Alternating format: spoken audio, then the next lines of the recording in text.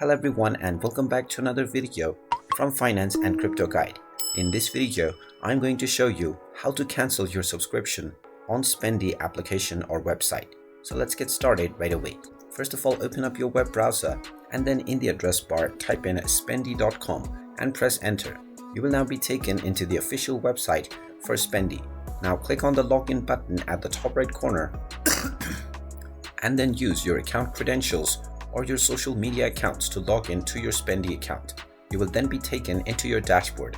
Now, if you wish to cancel your subscription, click on the account icon at the top right corner and then click on subscription.